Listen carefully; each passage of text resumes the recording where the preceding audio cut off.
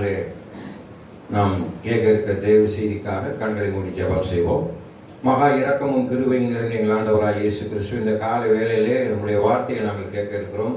இந்த நாளிலே பிரசவம் பண்ண இருக்க தேவ வார்த்தை அடியானை மறைத்து பரிசுத்தாவினால் ஏவப்பட்டு ஆண்டவரே அமர்ந்திருக்கிற பிள்ளைகளுக்கு அது மிகுந்த ஆசீர்வாதமாய் மாற்றித்தாருங்க. ஒளிபெருக்கி மூலமாய் உள்ளே வெளியே கேட்டுக்கொண்டிருக்கிற பிள்ளைகளுக்கும் அது ஆசீர்வாதமாய் தர வேண்டும் என்று இயேசு நான் வேண்டுகிறேன் பிதாவே, ஆமென். அல்லேலூயா. கர்த்தர் நல்லவர் என்பதை ருசித்து பாருங்கள். யார் நல்லவர் என்பதை? ஆண்டவராய் இயேசு கிறிஸ்து கர்த்தர் நல்லவர் என்பதை ருசித்து பாருங்கள் என்று சொல்லியிருக்கிறார். அல்லேலூயா. எப்படி நம்ம ருசித்து பார்த்து கொண்டு இருக்கிறோம் என்றால், பிதாவானவர் தன்னுடைய ஒரே பேரான குமாரனை நம்மளுக்கு தந்தரளி இவ்வளவாய் உலகத்தில் அன்பு கூர்ந்திருக்கிறார். யாரு? பிதா உன் மீது என் மேல அன்பு வச்சிருக்கிறாரு. அவர் விளைவிக்க முடியாத அந்த அன்பு அவர் ருசித்துக் கொண்டிருக்கிறார். என் பிள்ளைகள் ஒருவரும் கெட்டு போகக்கூடாது என்ற ஒரு அன்பை அவர் ருசிக்கிறார். நீனும் நானும் என்ன ருசித்துக் கொண்டிருக்கிறோம் என்பதை நீங்க அறிந்திருக்கணும். வேத வசனம் சொல்லுது, இந்த வருஷத்துல எனக்கு ஆண்டவர் கொடுத்த வாக்கு தத்துவம் என்னன்னு கேட்டீங்கன்னா, கர்த்தர் இதோ என் உள்ளங்கையிலே உன்னை வரைந்திருக்கிறேன் என்று சொன்னார். என்னை மாத்திரம் என்னுடைய ஆண்டவர் உள்ளங்கையிலே வரைந்திருப்பதில்லை, இங்கே அமர்ந்திருக்கிற ஒவ்வொரு தேவ பிள்ளைகளையும் அவர் தன்னுடைய உள்ளங்கையிலே வரைந்திருக்கிறார் என்று சொல்லியிருக்கிறது.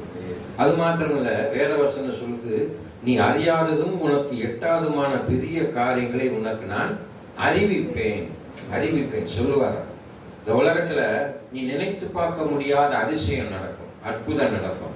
நம்ம வாழ்க்கையில் இது நடக்குமா நடக்காதா என்ற கேள்விக்குறி இருந்தாலும் கூட நீங்க ஆண்டவரை நம்பி இருப்பீர்கள். அதான் கர்த்தர் என் விண்ணப்பத்தை கேட்டார், என் செபத்தை ஏற்றுக்கொள்வார் என்ற வேத வசனத்தை நீங்கள் என்ன செய்யணும்? விசுவாசிக்க வேண்டும். அதனாலதான் வேத வசனம் சொல்லுது, நீ விசுவாசித்தால் தேவனுடைய மகிமையை காண்பாய். நீ விசுவாசித்தா காரை காண்பாய், விசுவாசித்தா பங்களா காணல. தேவனுடைய மகிமை யாருக்கும் கிடைக்காத ஒரு சுவாக்கியம். தேவனுடைய மகிமை என்பது எதை குறிக்கிறது? மகிமைன்னு என்ன அர்த்தம் தெரியுமா? கிரீடம், ஜீவ கிரீடத்தை குறிக்கும். அது உனக்கு நான் ஒரு கிரீடத்தை தருவேன், பெண்ணாடை தரிக்கப்படும், அப்புறம் அழிவில்லாத வாழ்வை தருவேன் என்று சொல்லி இருக்குது. அது மகிமை, இயேசு கிறிஸ்துடைய மகிமை, பிதாவுடைய மகிமை கிடைப்பது மிகவும் ஒரு ஆசீர்வாதமான காரியம்.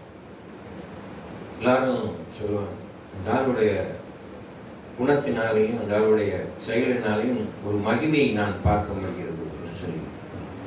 அவருக்கு ஒரு தேவை அருள், சாமி அருள் இருக்கியா அப்படின்னு சொல்றாங்க பார்த்தீங்களா? அதான் தேவனுடைய மகிமை என்று சொல்லப்பட்டிருக்கிறது.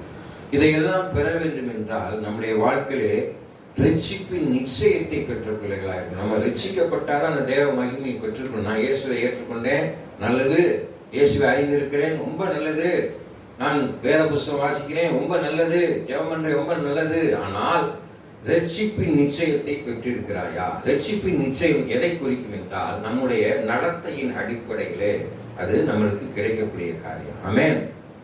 இயேசுவை போல நீ மாறாவிட்டால் நீ என்ன செய்ய முடியாது? ரட்சிப்பின் நிச்சயத்தை பெறவே முடியாது. அல்லேலூயா. அதுக்குதான் நான் உனக்கு ஒரு முன்மாதிரியை வைத்திருக்கிறேன் வேதவசனம் சொல்லியிருக்கு. ஆமென். என்னத்தை வச்சிருக்கிறாரு? ஒரு முன்மாதிரியை வச்சிருக்காரு. இயேசு எப்படி இருந்தாரோ அதை போல நம்மளும் இருக்க வேண்டும் என்று சொல்லி அவர் விரும்புகிறார். ஆமென். நான் பரிசுத்தராய் இருப்பதை போல நீங்களும் என்னவா இருக்கணுமா? பரிசுத்தமா இருக்கணும். அதைத்தான் வேதம் சொல்லுது. அவர் வேற எதையுமே சொல்ல பாருங்க. அங்க சொல்றாரு, நான் நல்லவனாக இருப்பது காட்டிலும் அதெல்லாம் சொல்லவே இல்லைங்க. நான் பரிசுத்தராக இருப்பதை போல நீங்களும் பரிசுத்தமா இருக்கணும். ஏன்னா பரிசுத்தம் இல்லாமல் ஒருவனும் தேவனை தரிசிக்க முடியாது, கடவுள்கிட்ட போகவே முடியாது. அப்போ உன் வாழ்க்கையில ரட்சிப்பின் நிச்சயத்தை பெற வேண்டும் என்றால் நீ பரிசுத்தமான ஜீவியம், உன் பேச்சிலே, உன் செயலிலே, உன் நடத்தையில என்னவா இருக்கணும்? பரிசுத்தமா இருக்கணும். வேதவசனம் சொல்லுது, உங்கள் அவயங்களை அசுத்தத்திற்கு ஒப்பு கொடுக்காமல் உங்கள் அவயங்களை பரிசுத்தத்திற்கு ஒப்பு கொடுங்க அப்படின்னு சொல்லுது. என்ன சொல்லுது? அவயங்களை பரிசுத்தத்திற்கு ஒப்பு கொடுங்க. இன்னைக்கு உலகத்துல நம்ம யாருனால பிறக்கிறோம்? மனிதன் பிசாசுனால்தான் பிறக்கிறான். அல்லேலூயா. மனிதன் இந்த உலகத்துல யாருனால பிறக்கிறான்? பாவத்தினால் பிறக்கிறான். அதனால பிசாசு தான் தேவ சித்தத்தை குலைத்து ஆசை இச்சைகளை ஏற்படுத்தி மனிதன் பாவத்தினால் பிறக்கிறான். அல்லேலூயா. அன்பான தேவ பிள்ளைகளே, தேவ சித்தம் வேற மாதிரி இருக்குது. அதனாலதான் ஒருவன் ஜலத்தினாலும் ஆவியினாலும் பிறவாவிட்டால் தேவனுடைய ராஜ்யத்திலே பிரவேசிக்க முடியாது. அப்ப கேட்கிறார் நிக்கோதேமா, யார் கேட்கிறா? அவர் கேட்கிறார், நான் மறுபடியும் எப்படி எங்க அம்மா வயிற்றுக்குள்ள போக முடியும் அப்படின்றார். அப்படி அல்ல. அதுதான் வேதவசனம் சொல்லுது. யோவான் 3ஆம் அதிகாரம் 4:5 என்று நினைக்கிறேன். வாசிங்க. ஒருவன் ஜலத்தினாலும் ஆவியினாலும் பிறவாவிட்டால் தேவனுடைய ராஜ்யத்திலே பிரவேசிக்க முடியாது என்று மெய்யாகவே மெய்யாகவே உனக்கு சொல்கிறேன் என்று சொல்லியிருக்கிறது. வாசிங்க. யோவான் 3ஆம் அதிகாரம் 4:5.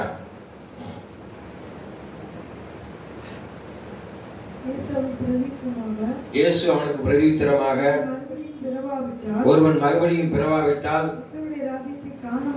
பாத்தீங்களா, மறுபடியும் பிறக்கலைன்னா நீங்க கர்த்தருடைய ராஜ்யத்தை காண முடியாது. ஆமென். மெய்யாகவே மெய்யாகவே உனக்கு சொல்கிறேன்.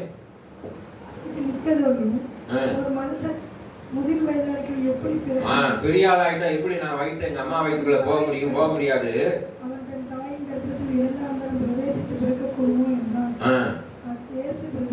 பிரதியுத்தரமாக பாத்தீங்களா சொல்றாரு பாருங்க, ஒருத்தன் ஜலத்தினாலும் ஆவியினாலும் பிறவாவிட்டால் தேவனுடைய ராஜ்யத்தில்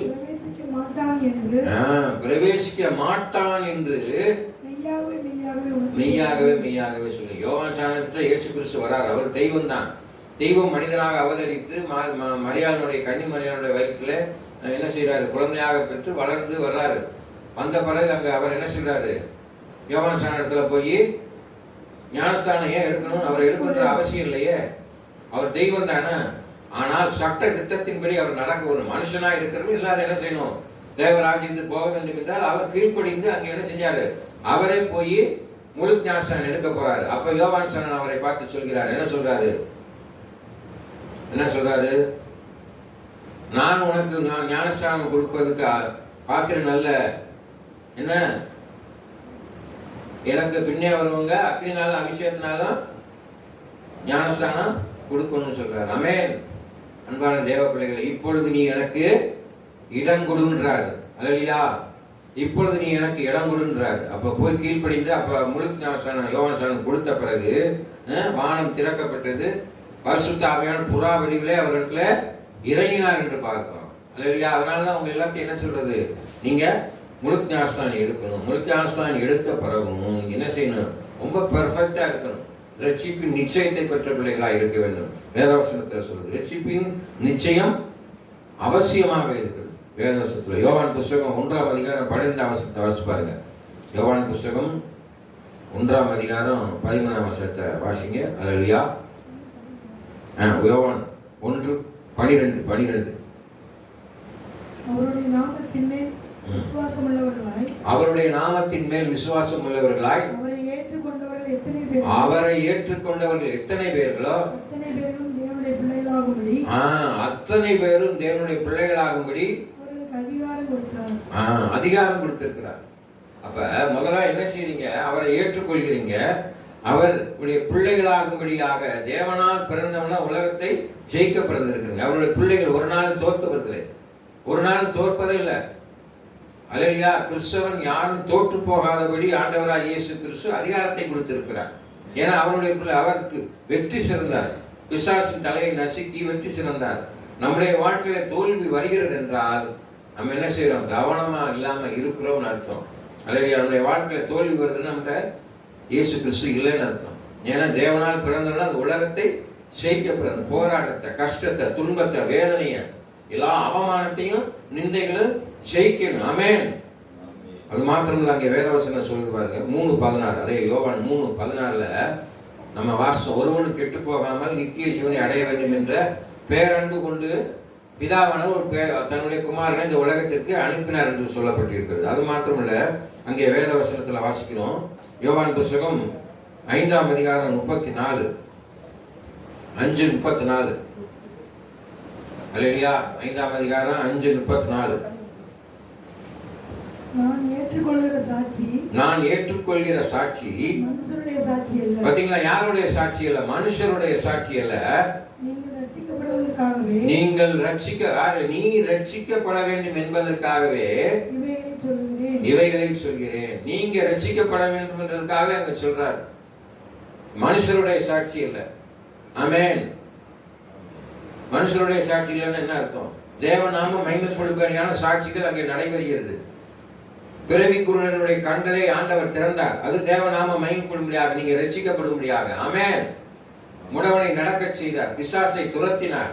குஷ்டரோகியை சுஸ்தப்படுத்தினார். அதெல்லாம் தேவ நாம மகிமைப்படும்படியாகவே இருந்தது. ஆமென். அல்லேலூயா. அது மாதிரி நம்முடைய வாழ்க்கையில தேவ நாம மகிமைப்படும்படியாக ஒரு சில சாட்சிகள் விளங்கும். அதுக்காக அப்படி வச்சிருப்பாரு நம்மளை. நம்ம நினைக்கலாம் தெய்வம் நம்மளை அப்படி வச்சிருக்குன்னு சொல்லி. ஆனால் நீங்கள் விசுவாசித்தா தேவ மகிமையை காண முடியும் என்று வேதம் சொல்லுது. அது மாதிரி யோவான் 3:36 வருஷம் பார்த்தீங்கன்னா அதுல தெளிவா சொல்லியிருக்கோம். யோவான் 3ஆம் அதிகாரம் 3:36. அல்லேலூயா. அவர்கள் யோவானிடத்தில் வந்து 36 குமாரனிடத்தில் விசுவாசமாய் இருக்கிறவன் நித்திய ஜீவனை உடையவனாய் இருக்கிறான். பாத்தீங்களா? யாரெல்லாம் இயேசு விசுவாசிக்கிறீங்களோ அவங்க எல்லாமே நித்திய ஜீவனை உடையவர்களாக இருக்கிறீங்க. குமாரனை விசுவாசியாதவனோ ஜீவனை காண்பதில்லை. தேவனுடைய கோபம் அவன் மேல நிலை நிற்கும். அப்ப இயேசு இல்லாம என்னை கண்டவன் பிதாவை காண்கிறான். அல்லேலூயா. யாரை காண்றான்? இயேசுவ. அதான் சொல்றாரு, நானே வழியும் சத்தியமும் ஜீவனுமா இருக்கிறேன், என்னை அல்லாமல் ஒருவனும் பிதாவிடத்தில் வரான். மிக தெளிவா சொல்லி இருக்கிறார். என்னுடைய வாழ்க்கையில என்னை திருத்தின வசனம் இதுதான். யோவான் 14, நானே வழியும் சத்தியம் ஜீவனுமா இருக்கிறேன், என்னை அல்லாமல் ஒருவனும் பிதாவிடத்தில் வரான் என்று சொல்லி. அப்ப இயேசுவை யாரெல்லாம் சொந்த ரட்சகராக ஏற்றுக்கொள்ளாம இருக்கிறீங்களோ அவங்கெல்லாம் நித்திய ஜீவனை பெற முடியாது. அதுக்காக தான் இயேசு கிறிஸ்து இந்த உலகத்திற்கு வந்தார். பிதாவானவரே இயேசுவாக இந்த உலகத்திற்கு வந்தார் நாம் அறிந்திருக்கிறோம். ஆமென். அல்லேலூயா. அது மாத்திரமல்ல, அங்கே வேதவசனம் சொல்லுது. 1 கொரிந்தியர் புத்தகம் 6ஆம் அதிகாரம் 19ஆம் வசனம். 1 கொரிந்தியர் புத்தகம் 6ஆம் அதிகாரம் 19ஆம் வசனத்தை வாசிங்க. உங்கள் சரீரமானது நீங்கள் தேவனாலே பெற்றும் உங்களில் தங்கியும் இருக்கிற பரிசுத்த ஆலயமாய் இருக்கிறது. நீங்கள் உங்களுடையவர்கள் அல்ல என்பதை அறியீர்களா? அப்ப இந்த ஆரம்பத்துல இந்த வசனத்துல என்ன சொல்லி பாருங்க. உங்கள் சரீரமானது தேவனாலே பெற்றும். பாத்தீங்களா? நீங்க யாரால பெற்றிருக்கிறீங்க? இந்த சரீரத்தை தேவனால பெற்றிருக்கிறீங்க. அது உங்களுடையது கிடையாது, அது ஆண்டவருடையது. அந்த ஆண்டவருடைய ஆலயத்தை நீங்க என்ன செய்யக்கூடாது? அசுஸ்திப்படுத்தக்கூடாது. எப்படி எல்லாம் நம்ம அப்ப அசுஸ்திப்படுத்தாம இருந்தே தான் ரட்சிப்பு நிச்சயத்தை பெற முடியும்.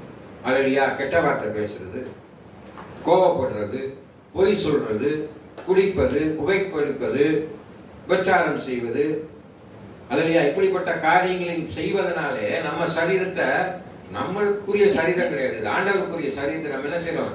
தீட்டுப்படுத்துறோம், மாசுபடுத்துறோம்.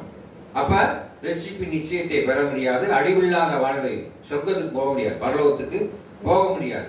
நம்ம சிந்தனையிலே, பேச்சிலே, செயலிலே பரிசுத்தமா இருக்க வேண்டும். பிறருக்கு கொஞ்சம் கூட தீமை நினைக்க கூடாது. ஆமென். பொல்லாங்கான சிந்தனை, பொறாமை இருந்தனாலதான் யாரை வெட்டினா? காயின் யாரை வெட்டினா? ஏபேலை கொலை செய்தான். பொறாமை.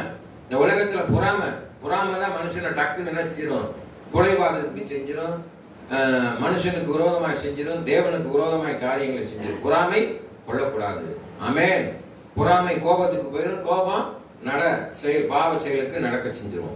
ஆமென். அப்படி செய்யக்கூடாது என்று வேதம் சொல்லுது. அப்படி செய்வோமானால் ரட்சிப்பு நிச்சயத்தை பெற முடியாது. ரட்சிப்பு நிச்சயத்தை பெற வேண்டும் என்றால் உன் ஆலயத்தை நீ பரிசுத்தமா வச்சிருக்கணும். ஏன்னா because it is not yours, இது உங்களுடைய அல்ல. இந்த சரீரம் யாருடையது? ஆண்டவருடையது.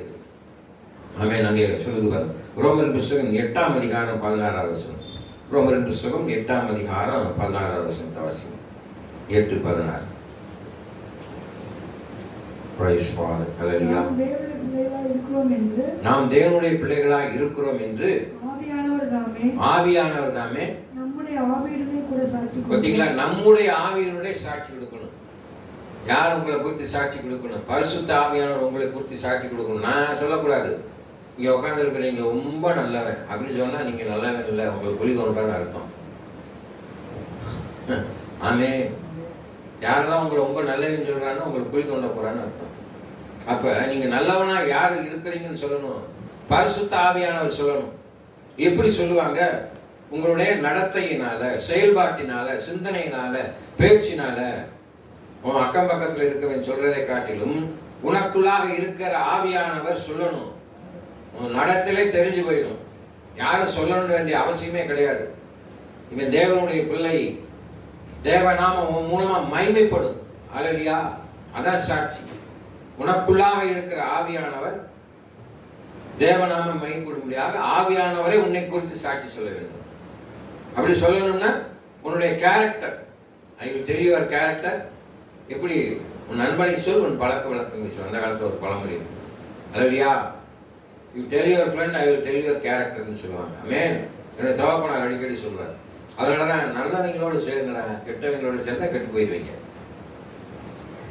இந்த உலகத்திலே நல்லவர்களை காண்பது அரிதாக இருக்கிறது. அப்ப இயேசுவே நல்லவராக இருக்கிறார்.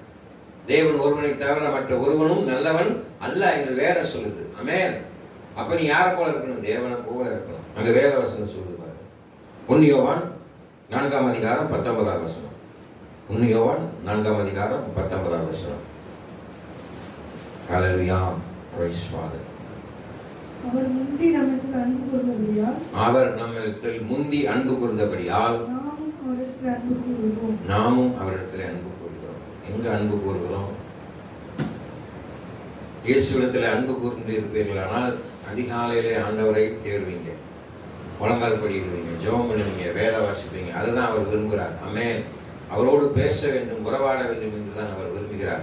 கர்த்தருக்கு நேரம் ஒதுக்கி இப்ப நீங்க வந்து அமர்ந்திருக்கிறீங்க. இது இந்த நாள் ஆண்டவருடைய நாள், ஓய்வு நாள், ஆண்டவருடைய பரிசுத்தமான நாள். இந்த நாள்ல நம்ம என்ன செஞ்சாலும் அது வாய்க்காது. கடவுளுக்கு கொடுக்கணும். அது பரிசுத்தமா வச்சு ஓய்ந்திருந்து நம்ம வாழ்க்கை சந்தோஷமா சாப்பிட்டு ஆண்டவர் சமூகத்துல காத்திருக்கணும். நாளை சில சமயம் ஞாயிற்றுக்கிழமை ஒரு வருஷம் விதை நிலை விதைச்சு அது நட்டமா போச்சு. அல்லேலூயா.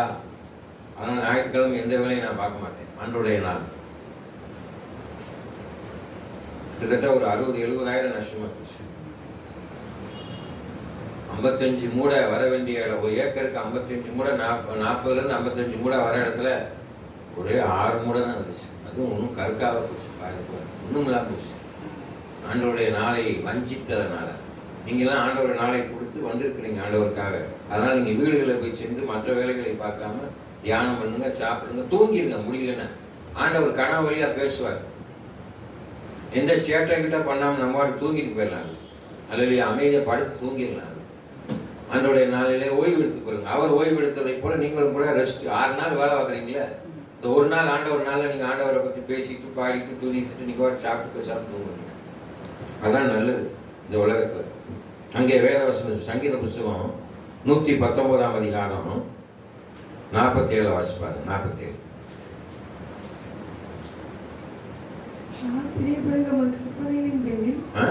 நான் பிரியப்படுகிற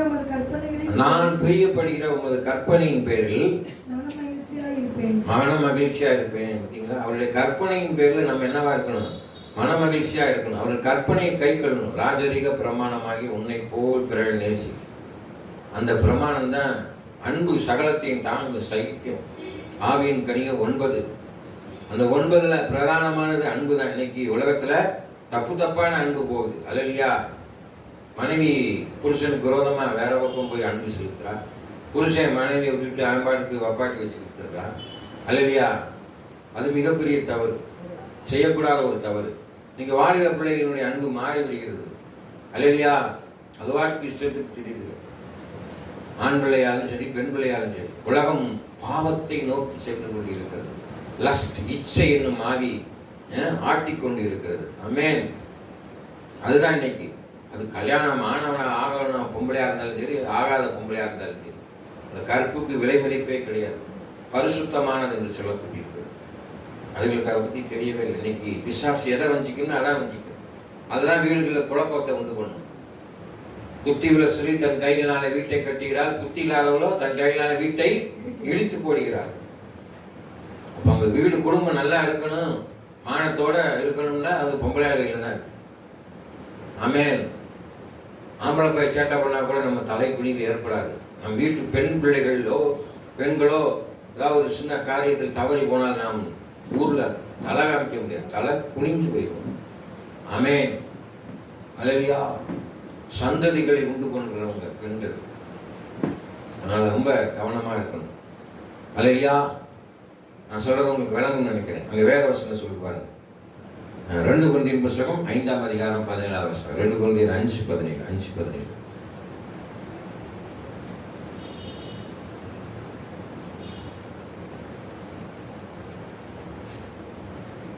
2 கொரிந்தியர் புத்தகம் 5ஆம் அதிகாரம் 17ஆம் வசனம். இப்படி இருக்க ஒருவன் கிறிஸ்துவுக்குள் இருந்தால் புது சிருஷ்டியாய் இருக்கிறான். பழையன ஒழிந்து போயின, எல்லாம் புதிதாயின. ஆமென். அப்போ ஒருத்தன் கிறிஸ்துவுக்குள்ள இருந்தா தான் கிறிஸ்துவை போல பிரதிபலிக்க முடியும், இயேசு கிறிஸ்துவை வெளிப்படுத்த முடியும். கிறிஸ்துவுக்குள்ள இல்லைன்னா நீங்க இயேசு கிறிஸ்துவை வெளிப்படுத்த முடியாது. அப்ப ரட்சிப்பின் நிச்சயத்தை பெற வேண்டும் என்றால் நீங்கள் கிறிஸ்துவுக்குள் இருந்து இயேசுவை போல நடந்து கொள்ளணும். இயேசு என்ன செஞ்சாரு? நன்மை செய்த மனிதனாய் சுற்றி தெரிந்தார். ஆமென். அவர் சும்மா மனம் திரும்புங்க, பரலோகராஜ்யம் சமீபமாக இருக்கிறது அப்படி இப்படி அதை மாத்திரம் சொல்லவில்லை. அவர் நன்மை செய்த மனிதனாய் சுற்றி தெரிந்தார், உதவி செஞ்சார். குருடனை பார்த்த உடனே என்ன செஞ்சாரு? இறக்கப்பட்டு அவன் கண்களிலே ஒளி கிடைக்கும்படியாக ஜெபம் செஞ்சார். குருடன் பார்வையடைந்தார், முடவர் நடந்தார்கள், குஷ்டரோகிகள் குணமானார்கள். பெரும்பாலுள்ள ஸ்திரீ எத்தனை வருஷமா? எத்தனை வருஷம்? 12 வருஷமா பெரும்பாலுள்ள ஸ்திரீ உதிரப்போக்கு போயிட்டே இருந்தது. தன் வஸ்திரத்தை தொட்டபொழுது சுகமானார். ஆமென். He did a social work. நீங்க அப்படி செய்யணும். அதனாலதான் ஆண்டவர் சொல்றார், 2 இருந்தா ஒன்ன கொடு. அவன் உன்னை 1 மைல் தூரம் நடக்க சொன்னா அவன் கூட 2 மைல் தூரம் நட. ஹெல்பிங் டெண்டன்சி, உங்களுக்கு உதவி செய்யக்கூடிய மனப்பான்மை இருக்கணும். வேதவசனம் சொல்லு, ஏழைக்கு இறங்குறவன் கர்த்தருக்கு கடன் கொடுக்குறான். ஒருத்தன் அவங்க கண்ணு முன்னால கஷ்டப்படுறான்னு நீ நல்லா இருக்குன்னு அவனை தூக்கி விட முயற்சி பண்ணு. எங்க சொந்தக்காரங்களே தூக்கி விட மாட்டேங்கிறாங்க, நாங்க எங்க அண்ணிகளை போய் தூக்கி விடுறீங்களா? அப்படி அல்ல. ஏழைக்கு இறங்குறவன் யார் கடன் கொடுக்கிறாராம்? கர்த்தருக்கு. அப்படி செஞ்சீங்கன்னா ரட்சிப்பின் நிச்சயத்தை பெற்ற பிள்ளைகளாக இருப்பீர்கள். ஆமென். நன்மை செய்ய வேண்டும் என்று வேதம் சொல்லுது. அங்கே அடுத்ததாக நம்ம பார்க்கிறோம் யோவான் புத்தகம் 14:27. யோவான் 14:27. யோவான் புத்தகம் 14:27. சமாதானத்தை உங்களுக்கு வைத்து போகிறேன், என்னுடைய சமாதானத்தை உங்களுக்கு கொடுக்கிறேன். உலகம் கொடுக்கிற பிரகாரம் நான் உங்களுக்கு பாத்தீங்களா? உலகம் கொடுக்கிற பிரகாரம் நான் உங்களுக்கு கொடுக்கறதில்லை. என்ன பயப்படாம இருக்கணும்? கலங்காமலும் பயப்படாமலும் இருக்கணும். அப்ப இந்த உலகத்துல சமாதானம் நான் சொல்லிடலாம் உங்களுக்கு, கவலைப்படாங்க, எல்லாம் சரியா போயிடும், ஜெபம் பண்ணுவோம், நான் சொல்லிடலாம். நான் கொடுக்கிற சமாதானத்தை காட்டிலும் ஆண்டவர் உங்களுக்குள்ள இருந்து கொடுக்கிற சமாதானம், தெய்வம் கொடுக்கிற சமாதானம் வித்தியாசமா இருக்கணுமே. இப்படித்தான் போய் மாட்டிக்கிறது. ஆபீஸ்ல, அலுவலகங்கள்ல, வீடுகள்ல சண்டை நடந்துச்சுன்னா பொம்பளை போய் அடுத்த ஆபீஸ்ல இப்போ பொம்பளை எல்லாம் ஒரே தான் வேலை பார்க்கறாங்க. அவங்க போய் அவங்களுடைய கஷ்டத்தை சொல்லும் போது, அந்த கஷ்டத்துக்கு அவங்க ஆறுதலா சொல்லும் போது தான் என்ன ஆயிடுது? அங்கே தவறுகள் ஏற்படுகிறது. ஆமென். ஆம்பளை போய் பொம்பளை வீட்டில் நடக்கிற கஷ்டத்தை என் பொண்டாட்டி என்ன பாடாப்படுத்துறாங்க, சின்ன சின்ன அது உண்டா இது உண்டானோடனே அவங்க இறக்கமா பேசணுன்னே தவறான உறவுகள் ஏற்பட்டு பாவத்துக்குள்ளாக போயிடுறாங்க. அந்த சமாதானம் நிலையற்றது. நான் கொடுக்கிற சமாதானம் தான். இயேசு கொடுக்கிற சமாதானம் என்னதான் இருக்குது? நடக்குதா இல்லையா? உலகத்தில் நான் சொன்ன காரியம் நடக்குது, அதான் நடந்து கொண்டு இருக்கிறது இன்னைக்கு. ஆமென். ஈஸியா ஏமாத்திட்டு போயிடுறாங்க. ஆண்களை பெண்களையும் ஈஸியா ஏமாத்துற இந்த சட்டம் கொண்டு வந்துட்டான். பாத்தீங்களா? 3 வருஷமா 7 வருஷமா தண்டனையா ஆம்பளை ஏமாத்தினான். நேற்றைய தினத்துல செய்தியில 7 நியூஸ்ல சொல்லிட்டான். ஆமென். ஒரு சில கடுமையான சட்டங்கள் வந்து விட்டது. யாரும் ஏமாத்தக்கூடாது. ஆமென். அல்லேலூயா. அட்வான்டேஜ் எடுத்துக்கிறாங்கல்ல பெண்கள், அதெல்லாம் இப்ப இல்லைன்னு சொல்லி நரேந்திர மோடி ஒரு சட்டத்தை கொண்டு வந்தார். அல்லேலூயா. Praise father. ஆண்கள் பாத்தீங்கன்னா அங்க கோர்ட்ல பாத்தீங்கன்னா டைவர்ஸ்க்கு ஆண்கள் நிக்க மாட்டேங்கிறாங்க, நிறைய பெண்கள் தான் நிக்கிறாங்கன்னு சொல்றாங்க. ஆமென்.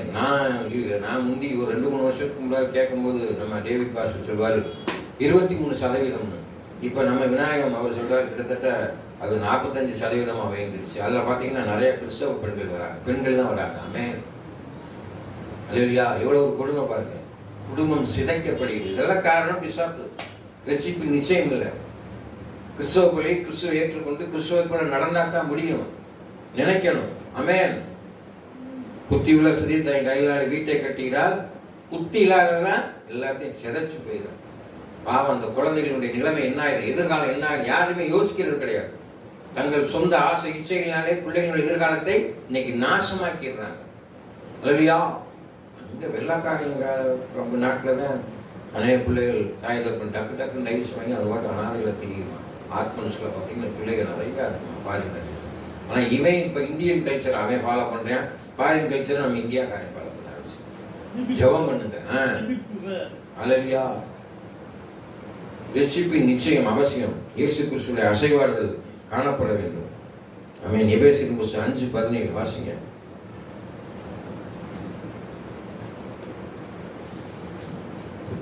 எபேசியர் புத்தகம் 5ஆம் அதிகாரம் 17வது வசனம். ஆகையால் நீங்கள் மதியற்றவர்களாய் இராமல், பாத்தீங்களா, நீங்கள் மதியற்றவர்களாய் இராமல் கர்த்தருடைய சித்தம் இன்னதென்று கர்த்தருடைய சித்தம் இன்னதென்று உணர்ந்து கொள்ளணும். இன்னைக்கு கர்த்தர் சித்தம் என்ன என்பதை உங்க வாழ்க்கையில தெரியாம இருக்கீங்க. தேவ சித்தத்தை அறிந்து கொள்ள வேண்டும்.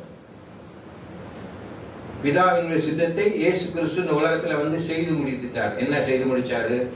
சிலுவையில வந்து பாவத்தை, உங்க பாவம் என் பாவம் எல்லாத்தையும், ஆதாம் செய்த பாவம், அவன் தொடர்ந்து வந்த சந்ததி செய்த பாவத்தை எல்லாத்தையும் செய்து முடித்தார். அதான் பிதாவினுடைய சித்தத்தை செய்து முடித்தார். நீ இந்த உலகத்துக்கு எதுக்கு வர? திருவானே உலகத்துல பிறக்கிற. உலகத்துல என்னத்தை தான் இவன் செஞ்சான் சொல்றாங்கல்ல, ஒன்னத்துக்கு லாயக்கில்லை. நீ பிறந்ததுல இருந்து ஒண்ணுமே செய்ய மாட்டேங்கிறாங்க. இவெல்லாம் ஒரு ஆளு பேசுறாங்களா இல்லையா, சொல்றாங்களா இல்லையா? வேஸ்டியா, ஒரு உதவி செய்ய மாட்டேங்கிறான். காசு வச்சிருக்கேன், பணம் வச்சிருக்கேன், ஒண்ணுக்கு செய்ய மாட்டேங்கிறான். சொல்றாங்க இல்லையா? தேவ சித்தம் வாழ்க்கையில உன் வாழ்க்கையில நீ எப்படி நடக்கணும், என்ன செய்ய வேண்டும் என்பதை அறிந்து கொள். தேவ சித்தத்தின்படி நடந்தாயானால் நீ ரட்சிப்பின் நிச்சயத்தை பெற்றிருக்க. மனுஷனுடைய ஆலோசனையிலோ யாருடைய ஆலோசனையும் நடக்கக்கூடாது. ஆண்டவர்கிட்ட கேளுங்க, என்ன செய்யணும், எப்படி நடக்க வேண்டும். தேவ சித்தத்தின்படி நீ நடப்பாயானால் தேவ நாமம் மகிமைப்படும். ரட்சிப்பின் நிச்சயத்தை பெற்றுக்கொள்ள முடியும். இறுதியாக நாம் வாசித்து முடிப்போம். 1 யோவான் 2:3.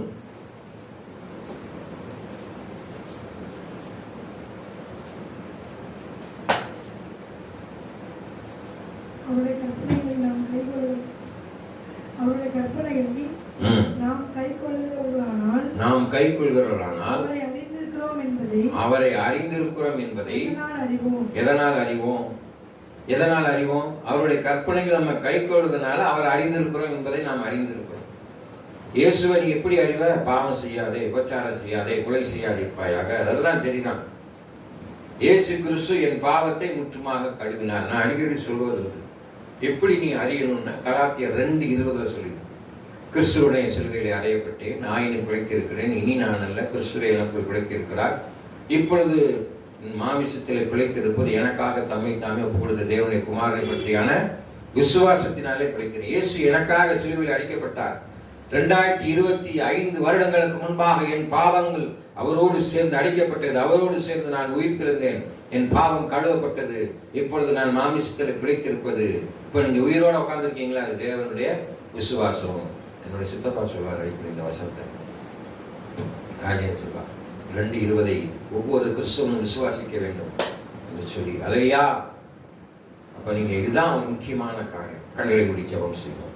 மகா இரக்கமும் கிருபையும் நிறைந்த எங்கள் ஆண்டவராக இயேசு கிறிஸ்துவின் நாளே ரட்சிப்பின் நிச்சயத்தை பெற்ற விழாவில் நாங்கள் இருக்க வேண்டும் என்ற நாளே நாங்கள் வாசித்து தியானித்த வார்த்தையின்படி சத்தியத்தின்படி நடக்க எங்களுக்கு உதவி செய்யுங்க. ஏனென்றால் உங்களுடைய வார்த்தை சொல்கிறது, சத்தியத்தை அறிவீர்கள், சத்தியம் உங்களை விடுதலையாக்கும் என்று சொன்ன வாக்குத்தத்தத்தின்படி இயேசு கிறிஸ்துவை ஏற்றுக்கொண்டால் மாத்திரம் போதாது, இயேசுவை போல நடந்து கொள்ளவும், இயேசுவை எங்கள் வாழ்க்கையை நடைமுறைப்படுத்தவும், இயேசுவினுடைய சிந்தனை உடையவர்களாய் ஆண்டவரை ஒவ்வொரு பிள்ளைகளையும் மாற்றி அவர்களை ஆசீர்வதிக்க வேண்டும் என்று இயேசு கிறிஸ்துவின் இன்ப நாமத்தில் வேண்டிக் கொள்கிறேன் என்று சொன்னதாப்பனே. ஆமென். என் ஆத்துமாவே கர்த்தரை சோதரி, என் முழுமையர் பரிசுத்த நாமத்தை சோதரி, என் ஆத்துமாவே கர்த்தரை சோதரி, கர்த்தர் செய்த சகல பாக்கியம் மறவாதே. ஆமென். நம் ஆண்டவராகிய இயேசு கிறிஸ்துவின் கிருபையும் பிதாவாகிய தேவனுடைய அன்பும் பரிசுத்த ஆவியான அன்பும் இப்பொழுதும் எப்பொழுதும் சதா காலம் இருப்பதாக. ஆமென். கர்த்தர் தாமே உங்களை ஆசீர்வதிப்பார். அல்லேலூயா.